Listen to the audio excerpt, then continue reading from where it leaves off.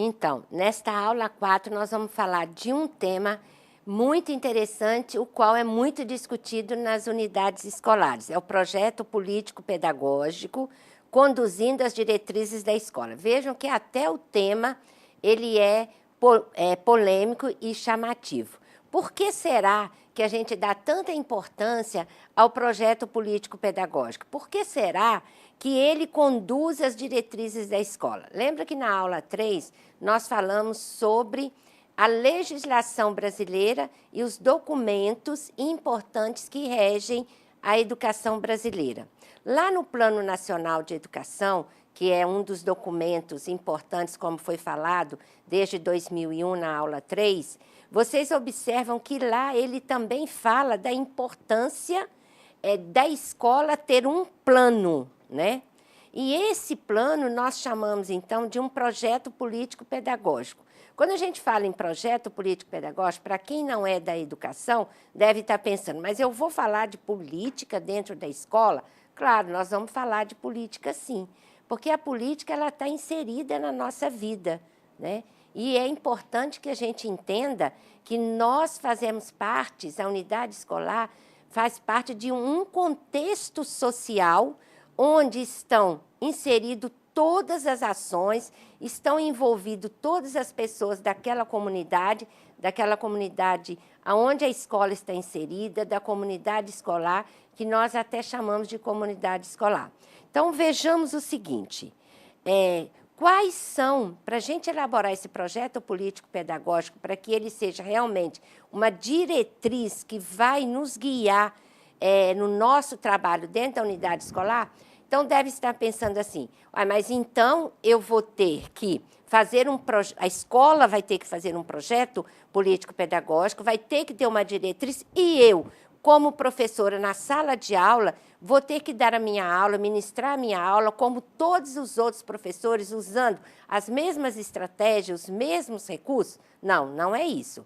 O projeto político-pedagógico ele é muito maior, ele abrange a unidade escolar. É como se fosse uma família. Dentro da nossa casa, da nossa família, pai, mãe e filhos, o que a gente planeja? A gente não planeja tudo dentro da nossa casa? Então, nós não temos as nossas diretrizes, nós não temos os nossos orçamentos, os nossos planejamentos. A escola é a mesma coisa, só que lá vai ser muito mais difícil, é claro, porque lá nós vamos encontrar várias culturas, várias formas de trabalho, várias pessoas pensando. Por isso, o projeto político-pedagógico ele precisa estar atento a algumas questões essenciais, para que não se perca. Estas questões essenciais devem ser contempladas, para que ele tenha sucesso. Ele possibilita a mediação de decisões e a condição das ações escolares, né? Ele se constitui numa trajetória histórica da comunidade. Ele representa a organização do trabalho pedagógico em níveis. Nós falamos os níveis lá na aula 3, tá? E é também um projeto político por estar inteiramente ligado ao compromisso sociopolítico. É lógico que nós não podemos pensar que nós vamos informar e formar o nosso aluno somente assim. Nós precisamos hoje trabalhar, né, numa vertente muito maior, que nós vivemos num mundo bem diferente, não só nesse mundo globalizado, tecnológico, mas também muitas outras coisas, inclusive no pensamento, nas ações. As crianças hoje já têm muito mais facilidade de entender as coisas, já nasce, a gente observa que as crianças de 2, 3 anos já têm já sabe o que querem, né? A gente precisa estar trabalhando a questão dos limites, das normas. Então, nós precisamos estar atentos, sim, porque nós somos um ser social. Vocês vão aprender lá em sociologia isso aí. E, além do mais, é uma metodologia de trabalho que possibilita ressignificar a ação de todos os agentes da instituição, ou seja, da unidade escolar, aquilo que eu falei agora no princípio, né? Nós precisamos ter um ponto comum, o que nós queremos. Por isso, a gente tem ainda de definir a identidade da escola e indica os caminhos para ensinar com qualidade, né? Como que a minha escola é, qual a identidade, onde ela está, o que ela pretende, nós vamos ver agora. Ó. Então, quais são os aspectos, nós falamos, então, elementos essenciais que esse projeto político-pedagógico traz para a escola. Agora, nós vamos ver os aspectos básicos na elaboração do PPP, que são a formação dos professores, isso aí a gente não pode deixar de contemplar, certo? Nós vamos ter que contemplar a proposta curricular, nós vamos ter que contemplar a gestão democrática. Se fala muito em gestão democrática, mas como fazer acontecer esta gestão democrática dentro da escola? Lá no caderno de estudo de vocês vão ver um pouco, e também na primeira aula foi falado sobre a gestão administrativa e a gestão científica, né? E a gestão pedagógica, o que é isso? Então, vocês aí na gestão democrática, vocês podem estar buscando, estar vinculando aquele estudo que foi feito na primeira aula com esse aí, certo? E aí nós vamos também observar que na construção do PPP, só um parêntese aqui, lembrem-se que aqui nessa aula, nessa videoaula, nós não vamos estar repassando para vocês detalhes. Os detalhes nós vamos discutir lá no fórum. Então, se você tem algum ponto nessa videoaula que você tem dúvida e que quer discutir, joga lá no fórum na aula 4, nesta aula 4, que nós vamos ter a oportunidade de dialogar e construirmos juntos esse diálogo e as informações, certo? Então, 3 marcos para a construção. Eu só quero ressaltar também que lá no caderno de estudo de vocês vão encontrar esses marcos, esses 3 marcos aí. Creio, né, que para quem não é da área de educação, ou quem está fazendo a primeira vez o curso de graduação, vai ter um pouco de dificuldade de entender. Ontem a gente até discutia isso na nossa equipe. Como nós vamos trabalhar estes marcos com os acadêmicos, né? Porque precisa estar claro o que esses marcos. Mas não fiquem tranquilos e reforço. Joguem lá no fórum que nós vamos ver isso. Então, são 3 marcos importantes que a gente precisa estar atento.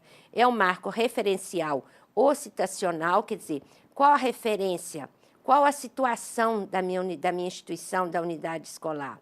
O marco filosófico e o marco operativo. Veja um pouco o que você deve estar trabalhando em cada marco. No marco referencial institucional, tem que estar atento na hora da elaboração do PPP, porque veja só, eu vou pegar esse PPP, eu vou jogar tudo lá? Não. Quando a gente vai elaborar o projeto político-pedagógico, a equipe toda vai sentar, a diretora ou a responsável, que ficar responsável para coordenar a elaboração do PPP, vai estar atenta a estas questões, que pode ser dividida em grupos de trabalho na escola, que pode ser dividido por áreas, que pode ser dividido por quantidade de professores, não sei. Lá na escola é que a coordenadora, que não precisa ser a diretora para coordenar o PPP, mas um grupo ou uma comissão, não sei. Isso aí é a estratégia de trabalho, de elaboração do PPP, cada um vai trabalhar da sua forma. Então, veja só, no marco referencial institucional, você vai trabalhar qual é a realidade da instituição em termos legais, históricos, pedagógicos, financeiros, recursos humanos e materiais. Olha, eu quero só lembrar, esses históricos aqui é fundamental, tá? Quais as alternativas a serem adotadas? O que é prioridade para a unidade escolar? Qual a população alvo da unidade escolar? Eu trabalho com ensino fundamental, todo, do 1º ao 9º ano e ensino médio, ou eu só trabalho com a educação infantil, ou eu só trabalho com uma ou com cada uma dessas, né? Quais as principais questões sobre a prática pedagógica? O que mais nos aflige? O que vem nos afligindo? O que nos vem nos perturbando? O que vem nos impedindo que na escola a gente tenha um bom trabalho, um bom funcionamento e que tudo dê certo? Então, essa é uma situação, é um referencial. E o marco filosófico, que tipo de alunos queremos formar? Queremos qualidade ou quantidade de alunos na unidade escolar? Tem que tomar muito cuidado com isso hoje, porque nós sabemos que recurso financeiro, ele vem pela quantidade de alunos. Mas é isso só que nós queremos? Como ensinar, para quem ensinar e o que ensinar. Porque aprendizagem, aprender, todo mundo aprende em qualquer lugar, mas a unidade escolar ela tem uma responsabilidade única, que é o ensino-aprendizagem. Aí é que difere as instituições escolares. Como queremos que o nosso aluno viva o seu dia a dia? Ele saberá, ao sair aqui da escola, do ensino fundamental, ou do ensino médio, ou da educação infantil, ele saberá aplicar esses conhecimentos na sua vida, no dia a dia? Que experiências ele adquiriu aqui? Como que ele pode multiplicar isso na sua vida para que ele se torne um bom profissional, para que ele faça uma escolha bem feita da graduação e seja um bom profissional competente? Tudo isso é importante a gente estar atento. Que papel desejamos, o que queremos para a escola? A nossa escola é o quê? Né? Ela é uma unidade só para receber os alunos ali, deu horário de ir embora e tal, quer dizer, não se preocupa, né? Temos que nos preocupar hoje com outros fatores externos que influenciam na escola, que é a questão da violência, a questão da tecnologia. A gente pensa que não, mas a tecnologia traz problemas seríssimos para a sala de aula, para a escola. Como trabalhar isso? Então, nós precisamos realmente sentarmos e discutirmos isso, certo? E aí, o operativo. O operativo é o que se vai fazer mesmo, tá? Qual o papel de cada um na comunidade escolar? Que recursos tem disponível? Quero muita coisa, mas eu tenho recurso? Quais os critérios para elaborar o calendário escolar?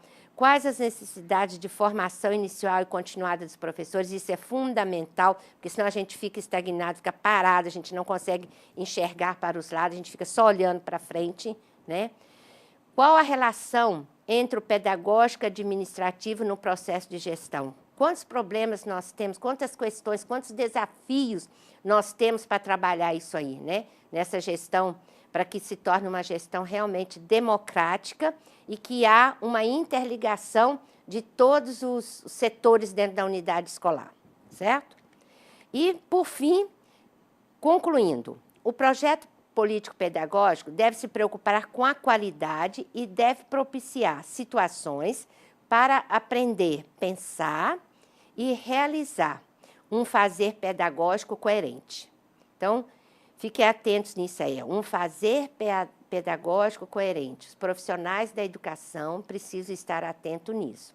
Preocupar com o PPP? Sim, mas é somente a preocupação em ter um PPP que a gente guarde, né? Você elabora, tem todo um trabalho, e quando chegar no final, eu guardo ele lá na gaveta e só vou pegar e só vou apresentá-lo quando alguém chegar na escola e perguntar, vocês têm um PPP? Aí você, não, nós temos, está aqui, ó. Aí você chega, mostra lá, todo bonito, discutido, todas as etapas cumpridas, está tudo certinho. Mas e na prática, na operacionalização, isso está acontecendo? Aí é que é o grande desafio. Então, fica aqui para vocês essa mensagem.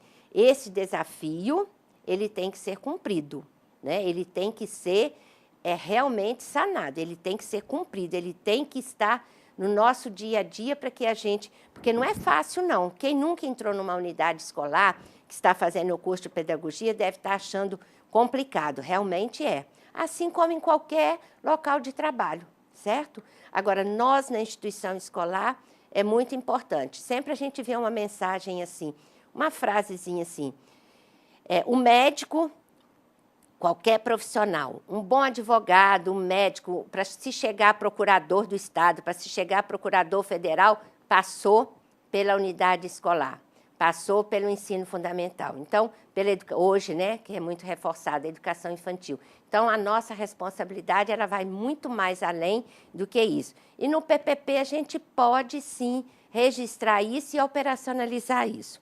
E aí vem, então, alguns descuidos no processo de elaboração do PPP que a gente precisa estar atento. Depois vocês deem uma lida e se quiser ampliar o estudo sobre estes descuidos, vocês vão ver na revista Escola.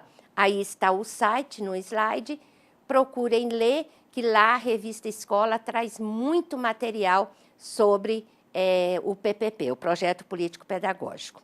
E, no final, então, as referências reforçando para vocês que é importante a consulta a outras fontes para que a gente estude mais e mais. E fiquem aí aguardando que logo, logo nós teremos a aula 5, 6 e 7, tá bom? Um abraço para todos e um bom estudo, sim, para todo mundo e para nós também.